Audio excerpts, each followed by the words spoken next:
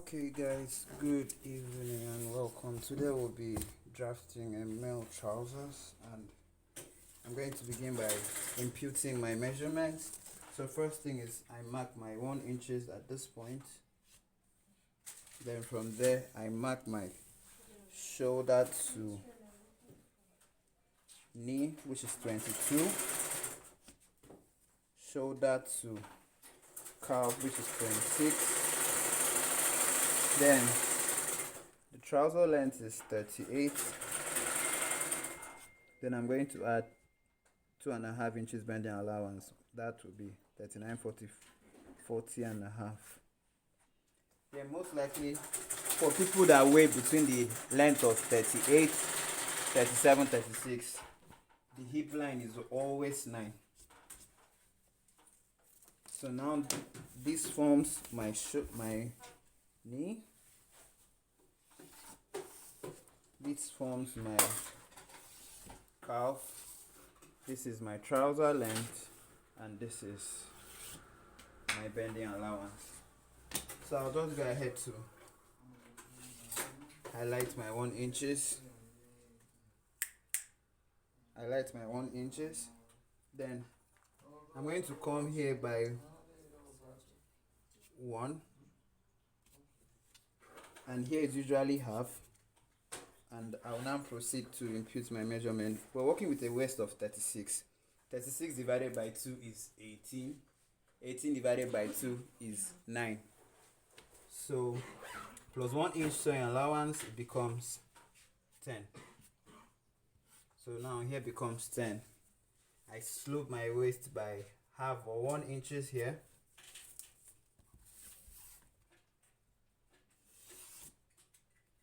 And I'm drawing my line up. Now, whatever I had here is what I am bringing down as the crouch line. So from these other points now, I will now mark out my 10. Please remember, in this particular video, we'll be using the plumb line technique in completing this trouser block.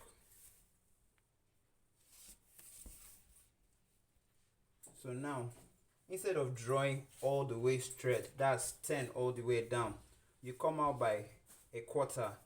So basically here becomes a little bit slant.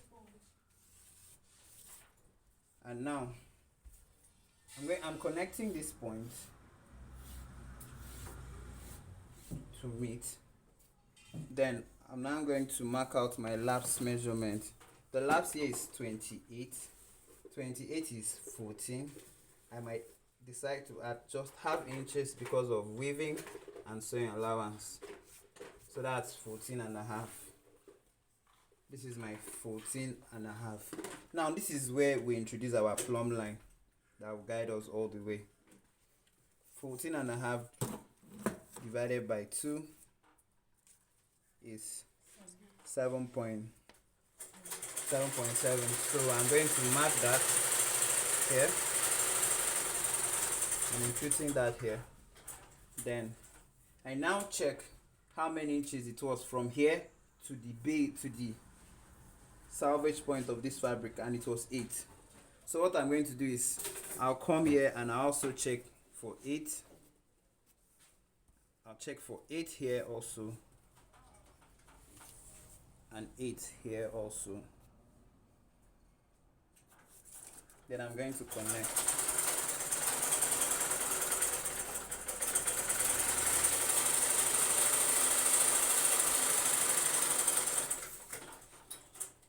So with this, I have my plumb line. So I'll proceed to impute my knee measurement. I'm working with a knee of 17 and a half. 17 and a half divided by 2. Remember, just like in female trousers, I said the only place divided by 4 is the waist and the hips. Every other thing is divided by 2. Now, the principle that comes with the plumb line method is that whatever I had divided by 2, example, for a knee of 17 and a half, which divided by 2 should be 8.75. I'm still going to divide the 8.75 by 2, and then I'm going to mark, which is what I'm doing here. I do same to this other side. Coming to the curve here is 16. 16 divided by 2 is 8. 8 divided by 2 is 4. So I'm going to mark 4 here, 4 here. Then the leg rounding, I'm working with 13 and a half. 13 and a half is 6.75. Then now I divide 6.75 into 2.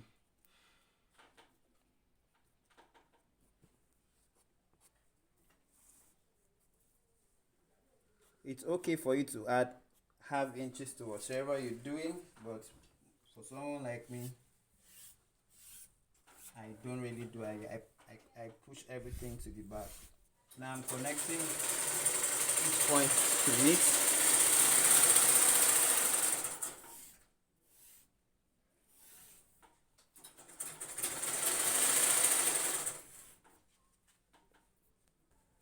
So here I'm going to mark 2, and I could do this with a free hand or with a pattern master.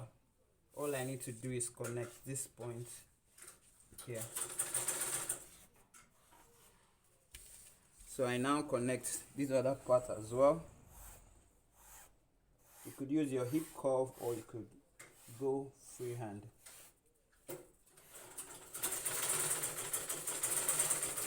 So basically with this, our trouser shape is out, and we just proceed to cutting.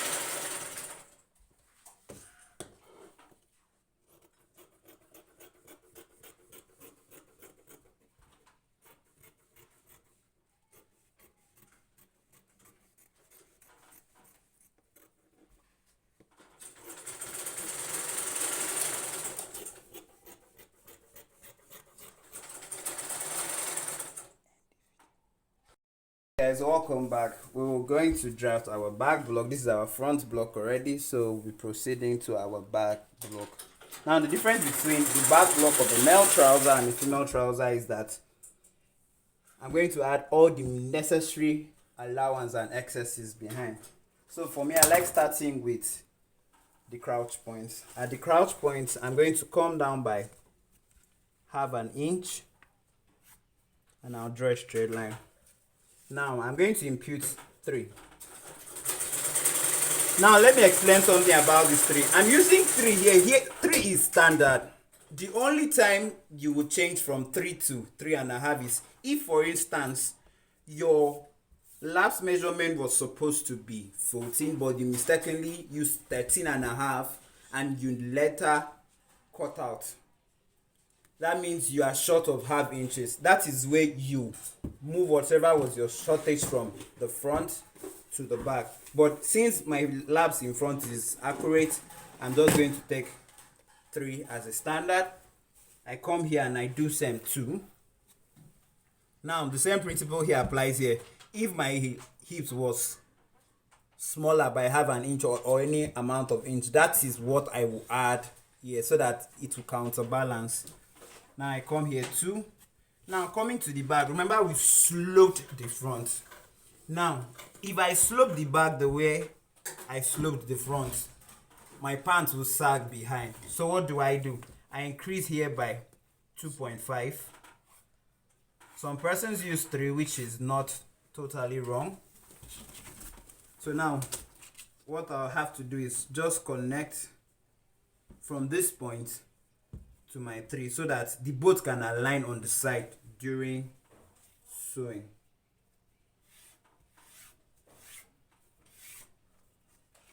Now I connect this point,